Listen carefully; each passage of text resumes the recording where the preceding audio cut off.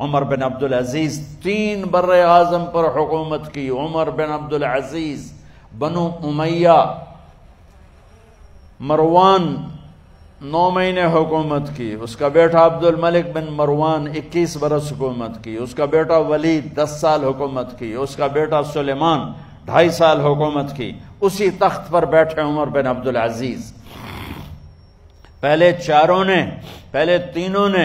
چاروں نے اللہ کے شریعت کو قربان کیا حکومت کے لیے.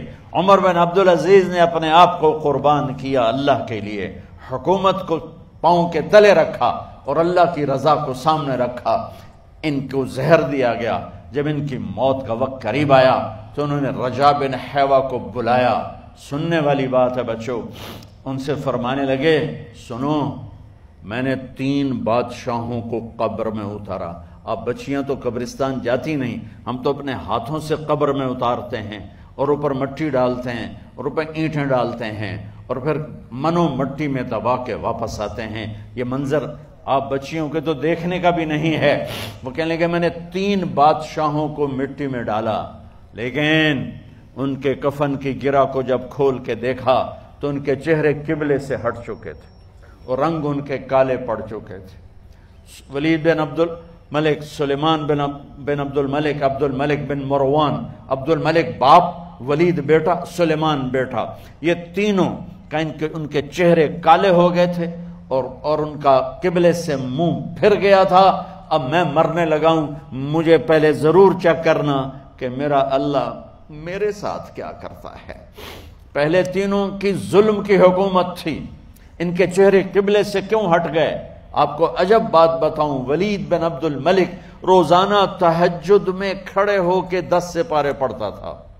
10 سپاروں کی تلاوت تہجد میں کرتا تھا کھڑے ہو کے، اور قبلے سے چہرہ ہٹ گیا. سلیمان بن عبد الملک تہجد گزار، چہرہ قبلے سے ہٹ گیا، ظلم کیا، خون کو پانی بنا دیا، حکومت پر شریعت کو قربان کیا، رشتے ناتوں کو قربان کیا. اللہ نے قبلے سے چہرے، نمازیں منہ پہ مار دی، روزے منہ پہ مار دیے، حج زکاتیں منہ پہ مار دی، تہجد ان کے منہ پہ مار دی اور ان کے چہروں کو قبلے سے ہٹا دیا اور رنگ کالے کر دیے. عمر بن عبدالعزیز نے اسی سلطنت کو عدل سے بھر دیا. کیسی سلطنت کی؟ جب گورنر تھے تو 60 اونٹوں پہ سامان چلتا تھا. جب امیر المومنین بنے تو بچے کہنے لگے ماں سے، بچیاں 12 تھے، ماں سے کہنے لگے کہ عید کا موقع آ رہا ہے، ابا سے کہو ہمیں نئے کپڑے تو لے کر دیں. ان کی ماں کا نام ہے فاطمہ، بچوں کی ماں کا نام فاطمہ بنت عبد الملک. یہ دنیاوی سٹیٹس میں سب سے بڑی خاتون گزری ہے، آج تک اس کے لیول کی کوئی عورت نہیں آئی. دادا بادشاہ، باپ بادشاہ، 4 بھائی بادشاہ، 6 خامن بادشاہ، 7 نسبتوں سے یہ عورت شہزادی رہی ہے. حضرت عمر گھر آئے، بیگم نے کہا بچے کپڑے مانگ رہے ہیں. حضرت عمر کہنے لگے میرے پاس تو پیسے نہیں ہیں، تنخواہ میں تو مشکل سے روٹی پوری ہوتی ہے، کہاں سے لے کر دوں؟ تو تھوڑی دیر خاموش رہی بیگم، پھر کہنے لگی آپ ایسا کریں، اگلے مہینے کی سیلری ایڈوانس لے لیں، اس سے میں کپڑے لے لیتی ہوں اور روٹی کا خرچہ میں مزدوری کر کے گھر بیٹھے مزدوری کر کے چلا لوں گی، آپ 1 مہینے کی تنخواہ ایڈوانس لے لیں. حضرت عمر بن عبدالعزیز واحد خلیفہ ہیں جن کے دور میں 3 بر اعظم میں زکوٰۃ لینے والا باقی نہیں بچا تھا. یہاں لاہور بھی ان کی حکومت کے نیچے تھا، جنوبی اسپین فرانس ان کی حکومت کے نیچے تھا، کاشغر تک ان کی حکومت کے نیچے تھا، استنبول کے دروازوں تک ان کی حکومت تھی. 3 بر اعظم میں ایک آدمی زکوٰۃ لینے والا نہ بچا. اور اپنا حال یہ ہے کہ بیگم سے کہہ رہے ہیں پیسے کوئی نہیں، کپڑے کہاں سے لے کر دوں؟ اور بیگم طریقہ بتا رہی ہے کہ آپ اگلے مہینے کی تنخواہ ایڈوانس لے لیں، اس سے میں کپڑے لے لوں گی اور چولہے کا خرچہ، روٹی کا خرچہ میں گھر بیٹھ کے مزدوری کر کے کما لوں گی. تو حضرت عمر کہنے لگے ہاں یہ ٹھیک ہے. باہر آئے وزیر خزانہ مزاحم انہیں بلایا کہ بھائی ہمیں اگلے مہینے کی تنخواہ ایڈوانس چاہیے، یہ تنخواہ والے لوگ بیٹھے ہوئے تنخواہیں لیتے ہیں۔ اس نے کاغذ قلم آگے رکھ دیا، کہا حضرت یہاں لکھ کے دے دیں آپ 1 مہینہ زندہ رہیں گے میں تنخواہ دے دیتا ہوں، آپ مجھے لکھ کے دے دیں آپ 1 ماہ زندہ رہیں گے میں آپ کو تنخواہ دے دیتا ہوں۔ چپ کر کے اٹھے، ایک لفظ نہیں بولے، گھر گئے۔ حضرت اپنی بیگم فاطمہ سے کہا بیگم بچوں سے کہہ دو کہ باپ کے پاس کپڑے لے کر دینے کی سخت نہیں ہے، اور خزانے ایسے بھرے پڑے تھے کہ زکوٰۃ لینے والا کوئی نہیں تھا۔ عید کی نماز ہوئی، نماز کے بعد جب ساری فیملی ملنے آئی اور بچے بھی ملنے آئے تو ان کو دیکھ کر ان کی آنکھوں میں آنسو آ گئے، کہنے لگے بچوں آج تمہیں دکھ تو ہوگا اپنے باپ پر کہ ایک جوڑا کپڑا بھی لے کر نہ دیا عید کا۔ تو ان کے ایک بیٹے نے کہا ابا جان آج ہم بڑے خوش ہیں، ہمارا سر اونچا ہے کہ ہمارے باپ نے مسلمانوں کے مال پہ ڈاکہ نہیں ڈالا، ہمیں قربانی کا بکرا بنایا لیکن مسلمانوں کے مال میں خیانت نہیں کی۔ یہ ان کا طرز حکومت تھا، اس طرح انہوں نے حکومت کی۔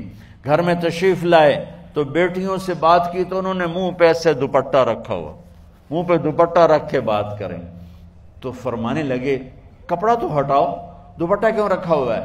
تو گھر کی خادمہ زور زور سے رونے لگی، کہنے لگی امیر المومنین آج آپ کی بیٹیوں نے کچا پیاز توڑ کے روٹی کھائی ہے تو وہ اس کی بو ہے منہ میں، آپ کو بو سے نفرت ہے اس لیے منہ پہ کپڑا رکھ لیا ہے۔